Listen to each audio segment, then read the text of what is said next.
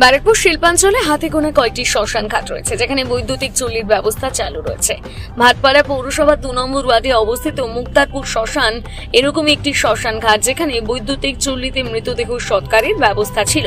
কিন্তু দীর্ঘ প্রায় 4 থেকে 5 বছর ধরে বন্ধ অবস্থায় পড়েছিল এই ঘাটের বৈদ্যুতিক চুল্লি। এই ঘাটের চুল্লি বন্ধ হওয়ায় ভাটপাড়া পৌর এলাকার বাসিন্দা, এমনকি নৈহাটি জগদ্দল বীজপুরের বিধানসভার বিস্তীর্ণ এলাকার মানুষকে মৃতদেহ সৎকারের জন্য ছুটতে হচ্ছিল নোয়াপাড়া বিধানসভা নইলে পানিহাটিতে। দীর্ঘদিনের সমস্যার সমাধান করতে এগিয়ে আসেন সাংসদ পার্থ ভৌমিক। ভাটপাড়া পৌরসভার এই শ্মশান ঘাটটি সংস্কার করা এবং উন্নত প্রযুক্তিতে নতুন বৈদ্যুতিক চুল্লির জন্য সাংসদ তহবিলে থেকে প্রায় 4 কোটি টাকা নেওয়া হয়েছে ভাটপাড়া পৌরসভাকে। সেই অনুদানের অর্থ পেয়ে মুক্তারপুর এলাকায় শ্মশান ঘাটে বন্ধ হয়ে যাওয়া মৃতদেহ সৎকারের বৈদ্যুতিক চুল্লিটি নতুন প্রযুক্তিতে তৈরি করে পুনরায় খুলে দেওয়া হলো ভাটপাড়া পৌরসভার পক্ষ থেকে।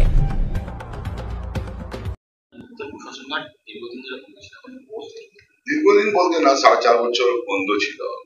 সেটা সাম টেকনিক্যাল প্রবলেম, আর ওখানকার লোকের অসুবিধা হচ্ছিল, সেটা নিয়ে বন্ধ ছিল। আর নানা রকম প্রবলেম এসেছিল, সেটা আমরা মডার্ন টেকনোলজি দিয়ে এবার তৈরি করেছি।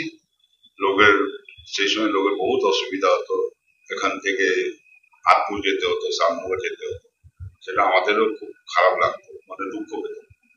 কিন্তু যাই হোক, যেভাবে হোক আমরা মুক্তারপুর শ্মশান ঘাট চালু করতে পারলাম, তার জন্য আমাদের এমপি সাহেবের বহুত বড় যোগদান আছে, এমপি পার্থ ভৌমিকের যোগদান আছে। তার আমরা পরে উঠে পারলাম।